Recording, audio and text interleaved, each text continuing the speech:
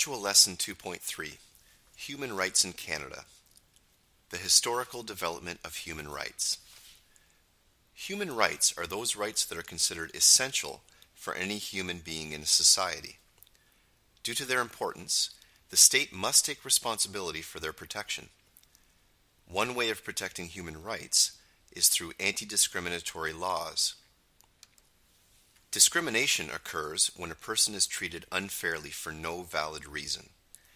This is often due to prejudice, which is prematurely forming an opinion based on inadequate knowledge due to reasons that are not valid, such as racism or a stereotype. A stereotype is a characteristic that is observed in one member of a group and then attributed to the entire group. Human rights legislation prohibits discrimination and helps protect against it.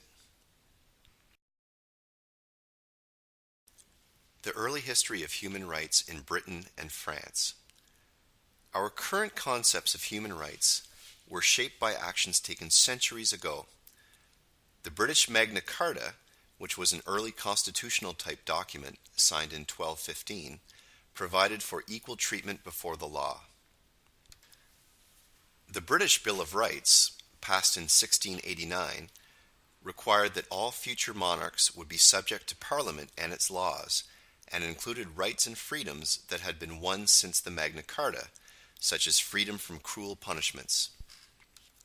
In 1789, France passed the Declaration of the Rights of Man, which guaranteed the rights to liberty, property, and security, resistance to oppression, freedom of religion, and freedom of speech. Britain's Slavery Abolition Act, passed in 1833, abolished slavery throughout its empire. Both the British and French belief systems and cultures were at play at the time of Confederation, and have been considered for social and political purposes ever since. However, it was the British rights and freedoms that were formally adopted when Canada inherited the British common law system. The impact of World War II on human rights. Following the atrocities that occurred during the Second World War, the United Nations General Assembly proclaimed the Universal Declaration of Human Rights in 1948. The UDHR included fundamental freedoms as well as legal, equality, economic, social, and cultural rights.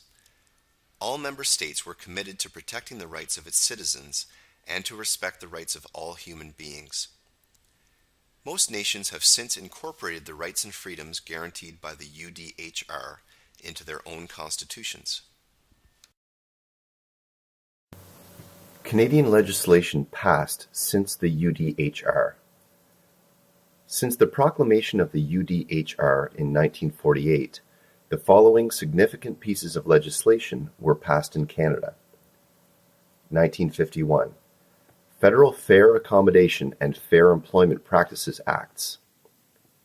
1960. Canadian Bill of Rights. 1975. Human rights legislation enacted in all provinces by this date. 1976. Canada ratifies the International Bill of Rights, applicable to international law. 1977. Canadian Human Rights Act.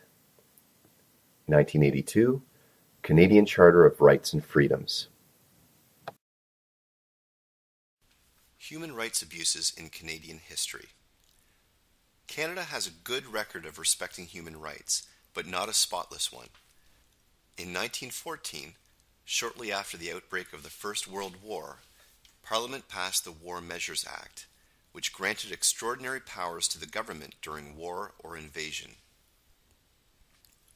Many of these powers involve the infringement of human rights, justified as necessary for the protection of the country. For example, the government had the power to make arrests without laying charges, detain people indefinitely, and seize and sell private property. The act defined immigrants from Austria-Hungary, which included Ukrainians, as enemy aliens, thousands of whom were then interned in work camps during the war. This form of racial discrimination occurred again during the Second World War when the War Measures Act was invoked to intern thousands of Japanese Canadians in British Columbia and Italian Canadians in Ontario. The rights and freedoms of these citizens were infringed until the end of the war in 1945. Unfortunately, there had been no human rights legislation in place to offer protection at that time.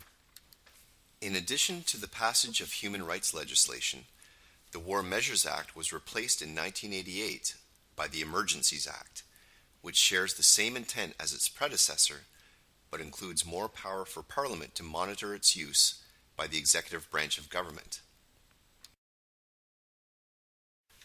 There have been many other instances of legal and systemic discrimination in Canada based on gender, ethnicity, and religious affiliation.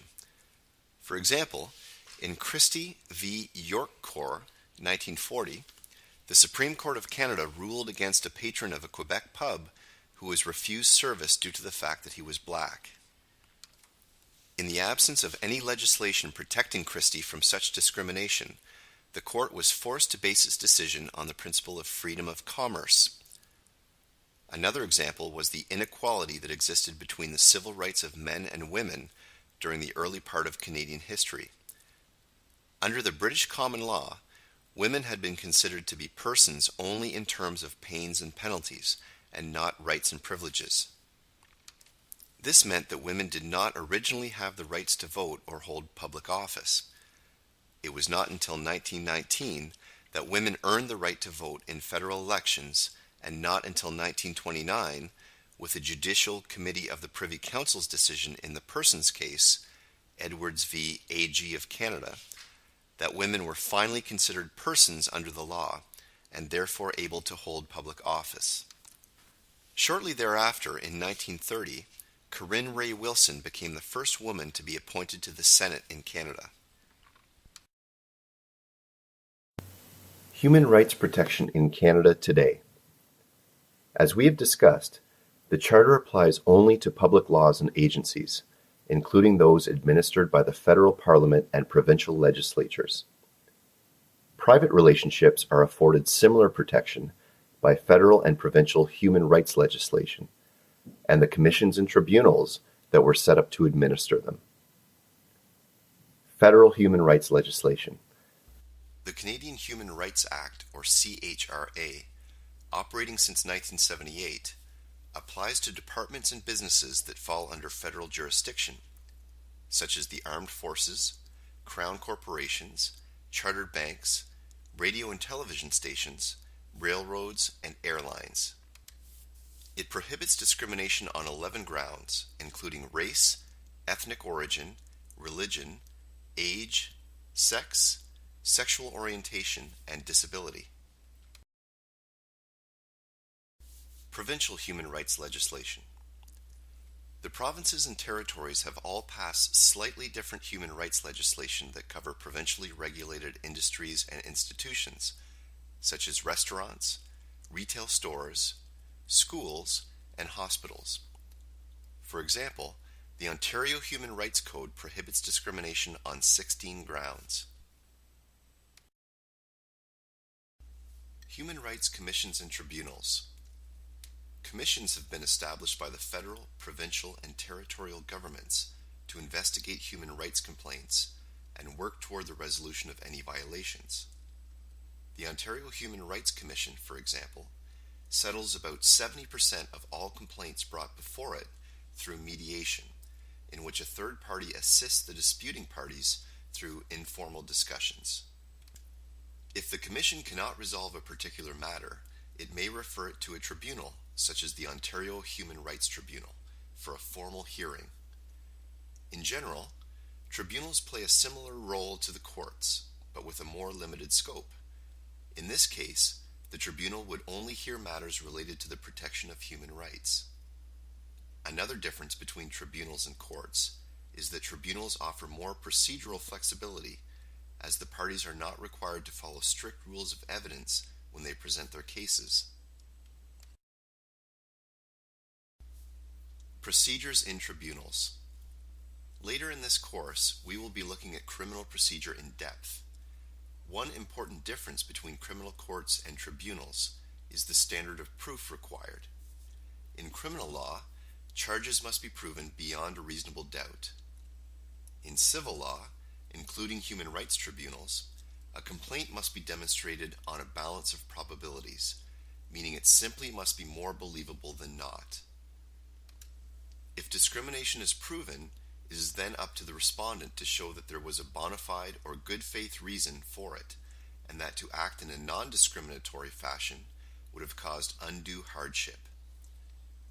Another important way that civil and criminal procedures differ is in the remedies that are available. Penalties handed down after a determination of unlawful discrimination include monetary compensation or a requirement that the respondent make the changes necessary to correct the problem. Ombudsman. The offices of federal, provincial, and territorial ombudsmen were created to hear complaints from citizens about actions of the government that are seen as unfair. An ombudsman can make recommendations to resolve problems and sometimes reports directly to Parliament or the relevant provincial legislature. The Canadian Charter of Rights and Freedoms. The Charter is the source of protection of human rights when public laws or bodies are involved. Since it is entrenched in the Constitution, it is paramount to any federal or provincial legislation. Therefore, the aforementioned human rights legislation, agencies, and commissions are all subject to the provisions of the Charter. In one famous case, a provision of the Ontario Human Rights Code that allowed sexual discrimination in sports was struck down as a violation of the equality rights contained in Section 15 of the Charter. This decision established the right of girls to play on boys' hockey teams and is known as Blaney v. Ontario Hockey Association. The scope of human rights protection in Canada. There are still some gray areas with respect to what is or should be included in our legal concept of human rights. For example, some would argue that human rights should be extended to protect citizens against the detrimental effects of poverty, such as homelessness, malnutrition, and social alienation. Equality and the Canadian Charter of Rights and Freedoms. Canadian society is made up of a wide variety of people with diverse backgrounds, interests, needs, and lifestyles. Although the nation can take pride in this diversity, individuals often feel or find that they are placed at a disadvantage. If these individuals seek legal redress, they will typically rely on Section 15 of the Charter, which guarantees equality rights. Section 15 reads as follows. Subsection 1. Every individual is equal before and under the law, and has the right to the equal protection and equal benefit of the law without discrimination, and, in particular, without discrimination based on race, national or ethnic origin, color, religion, sex, age, or mental or physical disability. Subsection 2. Subsection 1 does not preclude any law, program, or activity that has as its object the amelioration of conditions of disadvantaged individuals or groups, including those that are disadvantaged because of race, national or ethnic origin, color, religion, sex, age, or mental or physical disability. The meaning of equality is constantly evolving as courts redefine and reinterpret it in their decisions. Long ago in Western society, equality rights were extended only to certain groups, such as adult males or landowners. Eventually, equality in our society came to be defined as treating everyone the same regardless of the circumstances. This is referred to as equality before the law. However, this type of equal treatment, which does not recognize individual differences, can result in discrimination. The equal protection and equal benefit guaranteed by Section 15 may require that individuals receive different treatment. This concept changes the focus from equality of treatment to equality of results. Section 15 lists the following grounds of discrimination: race, national or ethnic origin, color, religion, sex, age, and mental or physical disability. However, the Supreme Court of Canada has added to this list by recognizing a number of analogous grounds, including marital status, off-reserve Aboriginal band member status, and sexual orientation. For many years, a national non-profit organization called the Court Challenges Program of Canada provided financial assistance for those interested in pursuing court challenges to identify new forms of discrimination in the areas of equality as well as minority languages. Stephen Harper's Conservative government cut off funding for the program in 2006, and it consequently stopped receiving new applications.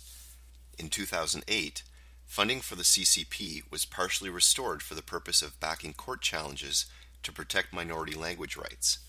It is now known as the Language Rights Support Program. Subsection 15.2 legitimizes affirmative action programs, which may on their face appear discriminatory for creating advantages for specific groups of people, but which have been put in place to correct historic or systemic inequality.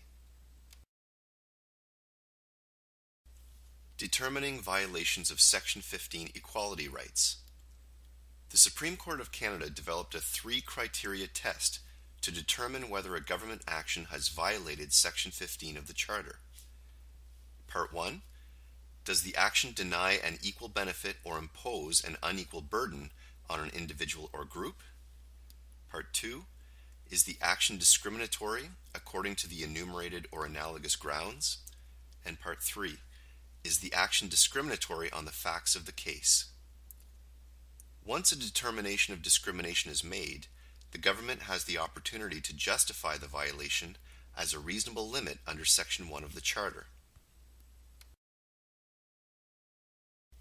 In the landmark case Vereen v. Alberta, 1998, the Supreme Court of Canada found that a legislative omission can be the subject of a charter violation, and specifically that Alberta's Individuals' Rights Protection Act, the IRPA, violated Section 15 of the Charter by excluding sexual orientation as a ground for discrimination. They further determined that the violation was not a reasonable limit as per Section 1. The court then decided that sexual orientation should be read into the offending section of the IRPA as opposed to striking down the legislation. This means that the existing wording is reinterpreted to include the necessary scope or meaning, which saves the government the trouble of having to amend or reenact the legislation.